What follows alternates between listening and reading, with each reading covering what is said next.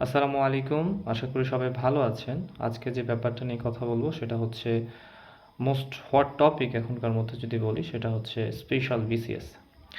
তো বিভিন্ন পত্রপত্রিকার মাধ্যমে হয়তো আপনারা জেনেছেন এবং আমরা জানছি যে স্পেশাল বিসিএস হওয়ার একটা সম্ভাবনা আছে, তাই না? তো এখন অনেকে দ্বিধাদ্বন্দ্ব দুশ্চিন্তার মধ্যে আছেন যে স্পেশাল বিসিএসটা কবে হবে বা হতে পারে। তো আসলে আমার কাছে মনে হয় দ্বিধাদ্বন্দ্বের চেয়ে সবচেয়ে ইম্পর্ট্যান্ট হচ্ছে পড়াশোনা শুরু করা। পরীক্ষা যখনই হোক না কেন আপনার যদি একটা সার্টেন লেভেলের প্রিপারেশন থেকে থাকে আপনার সার্কুলার দেওয়ার পরই আপনি সেটাকে কাভার আপ করে ভালো একটা জায়গায় আপনার প্রিপারেশন নিয়ে এক্সামটা দিতে পারবেন ইনশাল্লাহ। তো এক্সাম কবে হবে বা কখন হতে পারে এটা চিন্তা করবেন, অবশ্যই করবেন। তার চেয়ে ইম্পর্ট্যান্ট হচ্ছে আপনার পড়াশোনাটা শুরু করা।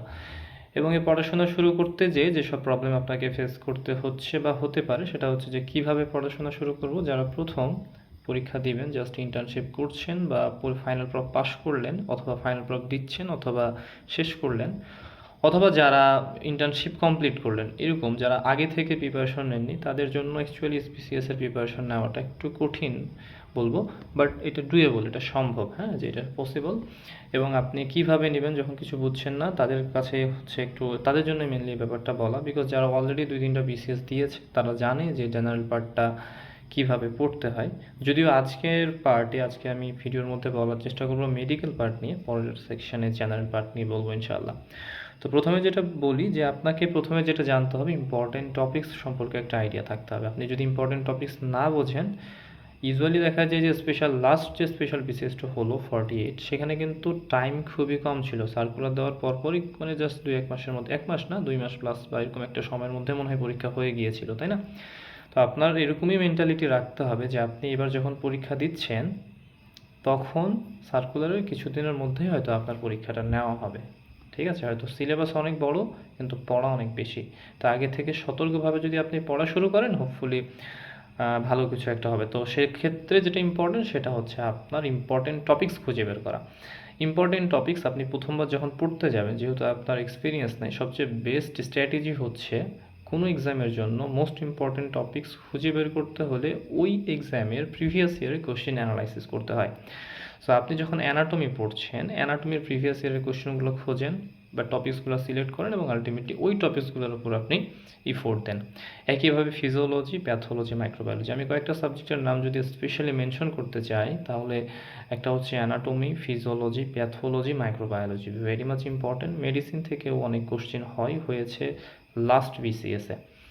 সেক্ষেত্রে আপনারা কোশ্চিন কতগুলো মানে কোন জায়গা থেকে আসছে সেটা জানার জন্য আপনার লাস্ট 39, 42, 40 এর স্পেশাল বিসিএস এবং লাস্ট 5টা যে জেনারেল বিসিএস হয়েছে সেগুলোর মেডিকেল পার্টের যে রিটেন কোয়েশ্চেন পেপারসটা আছে সেটার একটা আপনারা যদি টপিকসগুলো আলাদা আলাদা করে পড়েন, হোপফুলি আপনারা মোস্ট ইম্পর্টেন্ট টপিকসগুলো আলাদা করতে পারবেন।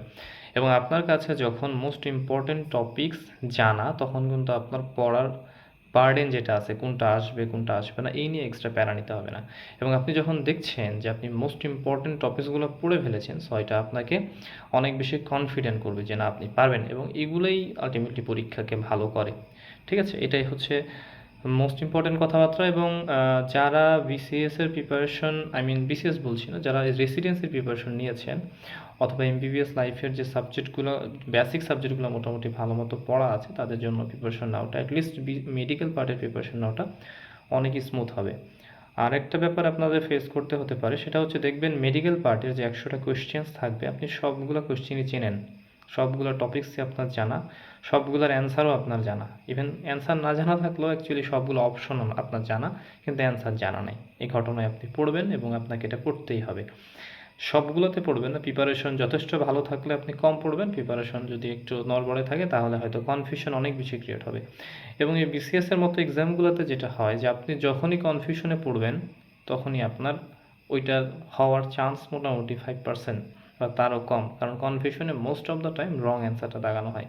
আর বিসিএসে যেহেতু কাট মার্কস অনেক বেশি আছে, নেগেটিভ মার্কস আছে, সেহেতু আপনার দেখা যাচ্ছে যে আপনার প্রিপারেশন অনেক ভালো মার্কস আপনি দাগিয়েছেন অনেকগুলো, কিন্তু আপনার মার্কস আসতেছে না নেগেটিভ মার্কসের কারণে। সেক্ষেত্রে একটু সতর্ক থাকতে হবে। তাই কোনো কনফিউশন রাখা যাবে না, এবং কনফিউশন না রাখতে চাইলে আপনাকে খুব কমপ্যাক্ট এবং খুব নিখুঁতভাবে পড়াশোনা করতে হবে। আপনি যেই টপিক্সটা পড়বেন, আমি যদি প্যাথোলজির একটা টপিকস বলি যে সেলুলার অ্যাডাপ্টেশনের যে 4টা ভাগ আছে বা 4টা পার্ট আছে, আমরা যেটাকে বলে থাকি যে hypertrophy, hyperplasia, atrophy and metaplasia, right? So এগুলোর কিন্তু প্রতিটার আলাদা আলাদা এক্সাম্পল আছে। দেখেন হাইপারট্রফি এবং হাইপারপ্লাসিয়ার যে এক্সাম্পল আছে, আপনি কিন্তু দুইটা এক জায়গায় করলে হবে না। এই এক জায়গায় করে ফেলবেন আপনি যদি খুব ভালো মতো দেখে না যান। আবার স্কোয়ামাস মেটাপ্লাসিয়া, কলামনার মেটাপ্লাসিয়া আছে। আপনি যদি খুব ভালো মতো নিখুঁতভাবে না পড়েন তাহলে আপনার স্কোয়ামাস চলে যাবে কলামনারে, কলামনার চলে আসবে স্কোয়ামাসে। এবং ভালো মতো দেখা না থাকলে পরীক্ষার মধ্যে আপনি কনফিউশনে পড়বেন। এবং আনফর্চুনেটলি মোস্ট অফ দ্য স্টুডেন্টের ক্ষেত্রে যেটা হয়, ইনক্লুডিং মি, যে কনফিউশনে যেটা দাগায় সেটাই ভুল হয়, তাই না? এই অবস্থা এড়ানোর জন্য আপনার মেডিকেল পার্টের প্রতি এক্সট্রা ইফোর্ট দিতে হবে, এবং ইফোর্ট দিলেই হোপফুলি আপনি অনেক ভালো করতে পারবেন। এর হচ্ছে ওভারঅল মেডিকেল পার্ট নিয়ে ব্যাপার, এবং আশা করা যায় আমরা যেহেতু মেডিকেল ব্যাকগ্রাউন্ডের, আমরা মেডিকেল পার্টটা যদি খুব ভালো মতো পড়ি আমরা অনেক ভালো মার্কস এখানে ক্যারি করতে পারবো। যেহেতু জেনারেল পার্টের কোশ্চেন রিসেন্টলি, যদিও গত স্পেশাল বিসিএসটা মোটামুটি আমার কাছে একটু ইজি লেগেছিল, তারপরও পরীক্ষার questions man to man vary করে, এটা ইজি বলার মতো কোনো কথা না। তারপরও পরের বিসিএসগুলোতে হচ্ছে জেনারেল পার্টের কোশ্চেন অনেক সময় কঠিন হয়, অন্যরকম হচ্ছে আর কি। তবে জেনারেল পার্টের সুবিধা হচ্ছে 1-0, আপনি যদি পারেন তাহলে একবারে 1, আর না পারলে এখানে কনফিউশনের কোনো কথাই আসবে না। আর আমি সেটাই বললাম, আপনি কনফিউশনে পড়লে আপনার answer most of the time wrong হওয়ার পসিবিলিটি বেশি। সো পড়া শুরু করুন, সবার জন্য শুভকামনা। আসসালামু আলাইকুম।